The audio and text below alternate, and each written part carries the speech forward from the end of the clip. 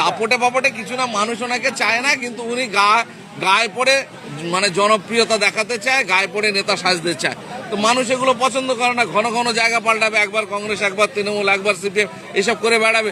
তাদের প্রকৃতপক্ষে বাস্তব তাদের মানে এটা কি, ইচ্ছাটা কি, এটা মানুষ বুঝতে পারছে তারা কি করতে চাইছে। রাজনীতির ময়দানে নিজেদেরকে জাহির করে এখান থেকে কিছু ইনকাম করা বলো, কিছু হাসিল করা বলো, সেই চেষ্টায় তারা ব্রতী। এটা সাধারণ মানুষ মানে এটাকে ভালো চোখে নিচ্ছে না, যার কারণে সাধারণ মানুষের ক্ষোভের বহিঃপ্রকাশ ঘটেছে। এটা আমরা আর কি বলতে পারি। ওদের কালচারটাই ওইটা। ওরা ভালো কাজকে পছন্দ করে না, খারাপ কাজকে ওরা পছন্দ করে, যার কারণে মানুষের থেকে ওরা বিচ্ছিন্ন হচ্ছে। সাধারণ মানুষ ওদের পাশে আর নেই। এইসব মৎসব করে মানুষকে কতটা পারা যায় কাছে টানার ওরা চেষ্টা করছে। এছাড়া ভালো কাজ করার ওদের মাথা মস্তিষ্কে কিছু নেই। আপনাদেরই মতো নেতাদের খবর করলে তৃণমূল থেকে হুঁশিয়ার যে তাদেরকে মারধর করার হুমকি দিয়েছে। আমি আমার বক্তৃতার মধ্য দিয়ে বলেছি যে সত্যটাকে সহ্য করতে পারছে না, ওদের কুকর্মগুলো ওই ইউটিউব চ্যানেলগুলো তুলে ধরছে, যার কারণে ওরা সহ্য করতে পারছে না। আপনাদের উপর আক্রমণ করার নিদান দিচ্ছে প্রকাশ্য মঞ্চ থেকে। সংবিধানের শপথ নিয়ে এমএলএ হওয়া একজন ব্যক্তি, এর থেকে জঘন্য খারাপ কাজ আর হতে পারে না। এটাকে আমরা তীব্র ঘৃণা এবং নিন্দা জানাই। আপনাদের পাশে আমরা আছি, আমাদের দল আছে, আমাদের দলের চেয়ারম্যান আছে। আপনাদের ওপর কোন রকম হামলা আক্রমণ হলে তার যোগ্য জবাব তারা পাবে। কি বলবেন যে কংগ্রেসের নেতা কিছুদিন আগে তৃণমূলে গিয়েছিল, আর আমরা শুক্রবার তিনি মারধর খেয়েছে মহিলাদের হাতে এবং পুরুষদের হাতে, কি বলবেন? কংগ্রেসে গিয়েছিল, আমি বিষয়টা বুঝতে পারলাম না। আচ্ছা আচ্ছা আচ্ছা আচ্ছা আচ্ছা দাপটে পাপটে কিছু না, মানুষ ওনাকে চায় না, কিন্তু উনি গায়ে পড়ে মানে জনপ্রিয়তা দেখাতে চায়, গায়ে পড়ে নেতা সাজতে চায়। তো মানুষ এগুলো পছন্দ করে না। ঘন ঘন জায়গা পাল্টাবে, একবার কংগ্রেস, একবার তৃণমূল, একবার সিপিএম, এসব করে বেড়াবে। তাদের প্রকৃতপক্ষে বাস্তব তাদের মানে এটা কি, ইচ্ছাটা কি, এটা মানুষ বুঝতে পারছে তারা কি করতে চাইছে। রাজনীতির ময়দানে নিজেদেরকে জাহির করে এখান থেকে কিছু ইনকাম করা বলো, কিছু হাসিল করা বলো, সেই চেষ্টায় তারা ব্রতী। এটা সাধারণ মানুষ মানে এটাকে ভালো চোখে নিচ্ছে না, যার কারণে সাধারণ মানুষের ক্ষোভের বহিঃপ্রকাশ ঘটেছে। এটা আমরা আর কি বলতে পারি।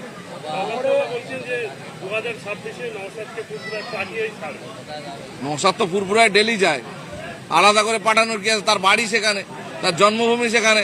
ফুরফুরায় যায়, আসে ভাঙড়ের মানুষ তাকে ভালোবেসে তাকে জায়গা দিয়েছে, পশ্চিমবঙ্গের রাজনীতিতে স্থান করে দিয়েছে। পশ্চিমবঙ্গের লড়াইতে এখন সে অন্যতম মুখ।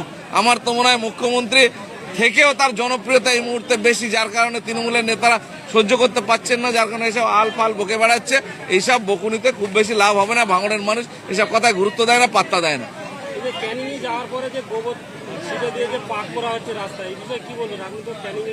তো ভাইজান বলে দিয়েছে, আমি ভাঙড় বিধানসভার মধ্যেই আমার বাড়ি, আমি ভাঙড় বিধানসভার ভোটার, আমি ক্যানিং এর বর্ডারে বাস করি হিসাব মতো। আমার অঞ্চলের পর থেকে ক্যানিং শুরু। তো যাই হোক, ওনার যে কাজ, ওনার যা কালচার, উনি সংবিধানের শপথ নিয়ে মানুষের হিতার্থে কাজ করবে, মানুষের স্বার্থে কাজ করবে শপথ নিয়েছে।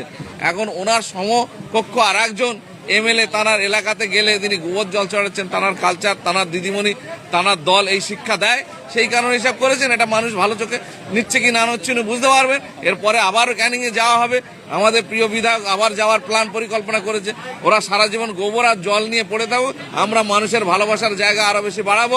আগামী দিনে ক্যানিং, আগামী দিনে ক্যানিং পশ্চিম, আগামী দিনে আমাদের আইএসএফ এর হাতে আসবে। আইএসএফ এর ভালোবাসায় তারা সমর্থন করবে। আমরা যেভাবে ভাঙড়ের ডেভেলপমেন্টের জন্য লড়াই সংগ্রাম করছে, আপনারা দেখতে পাচ্ছেন।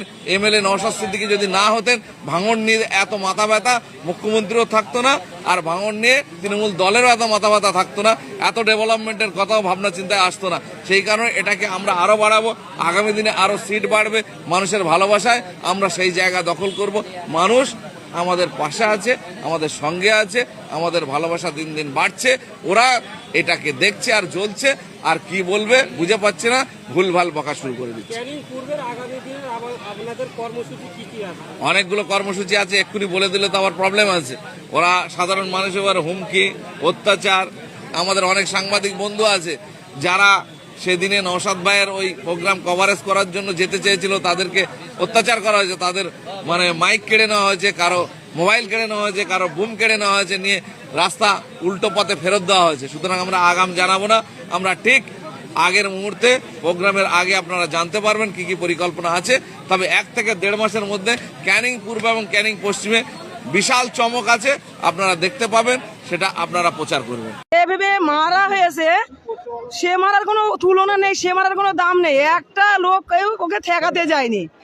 কেন যায়নি? বলছে যে না, ওকে ও এরকম বিচ্ছিরি ভাষা দিচ্ছে, হলো ওর একটু মারার দরকার, ওকে কেউ গিয়ে সাপোর্টার করার দরকার নেই, একটু ভালো করে ওরে ধোলাই পালিশ ভালো করে করি আমরা। রাস্তায় ফেলেই ওকে মারধর করেছে। আমাদের কানে তো সব আমরা শুনতে পাচ্ছি, আমরা তো দেখতে পাচ্ছি যে কি অবস্থায়। আমার জন্য ও মারার জন্য গাল খিস্তি কি বিচ্ছিরি বিচ্ছিরি ভাষা বলেছিল। আজকে তো সারা জনগণ দেখুক, এই ভিডিওটা সবার কাছে শেয়ার করে দিয়ে দাও যে ও গত 19 তারিখে রাত্রেবেলা বেধড়ক মার খেয়েছে বাস স্ট্যান্ডে, একদম ভুমরুর ওই মুখটাই। তাও কি বলবেন? সো বস, তো ভিডিওটা তো অবশ্যই আপনারা সবাই ফার্স্ট টু লাস্ট একদম শেষ পর্যন্ত আপনারা সবাই মানে দেখলেন। তো আপনাদের সবথেকে যেটা এক্সাইটেড বিষয়, একদম আপনাদের ব্যক্তিগত মনের পার্সোনাল চিন্তা ভাবনা, ব্যাখ্যা, বিশ্লেষণ বা যে কোনো মানে কন্টেন্টের মধ্যে প্রত্যেকটা সেন্টেন্স বা প্রত্যেকটা স্টেটমেন্ট সব কিছুই আপনারা আপনাদের ব্যক্তিগত পার্সোনাল চিন্তা ভাবনা, ব্যাখ্যা, বিশ্লেষণ দিয়ে আপনাদের সবথেকে এক্সাইটেড বিষয় যেটা, সেটা হচ্ছে ব্যক্তিগত কি মতবাদ। সেই মতবাদ কিন্তু এই ভিডিওর কমেন্ট বক্সে আপনারা সবাই দেন। আর আজকের জন্য টাটা।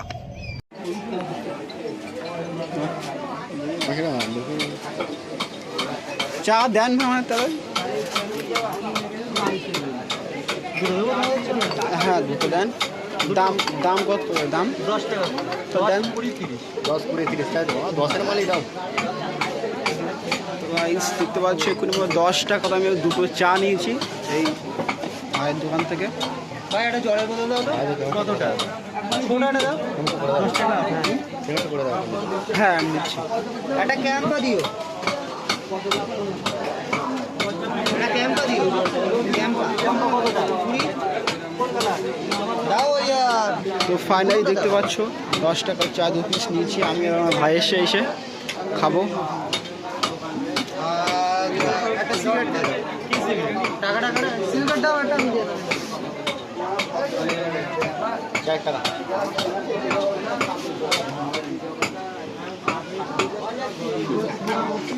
স্যান্ডেল কোড দাও তো। এটা দেবে না?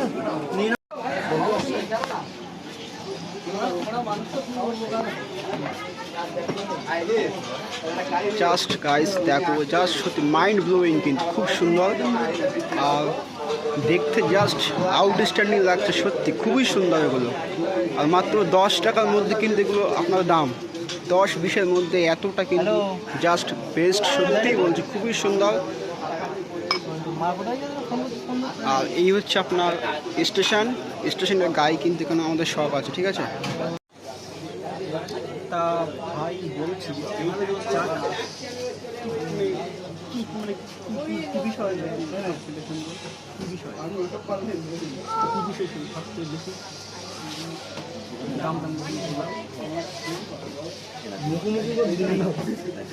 চার পর্যন্ত বলবি তোমার ভাই কিন্তু পাশে বসে চা খাচ্ছে আর যাও দাম মাত্র 10 টাকা, একদম স্পেশাল চা নাকি ভাই? খুব সুন্দর, মোটামুটি চা অসম্ভব সুন্দর, মানে বলতে গেলে আপনার বেস্ট 10 টাকার মধ্যে 10-20, ঠিক আছে। এতটা কম চা দিচ্ছে এটা মধ্যমপরি স্টেশন, ঠিক আছে। সন্ধ্যাবেলা এখানে মেলা হয়, রাইট, পুরো মেলা হচ্ছে এখানে। চাটা সুন্দর লাগছে। আমার তো খাওয়াটা কমপ্লিট হয়ে গেছে অলরেডি, সুন্দর, ভাই কিন্তু এখন বসে বসে চা খাচ্ছে নাকি ভাই? সেই মজা, একদম সেই মজা।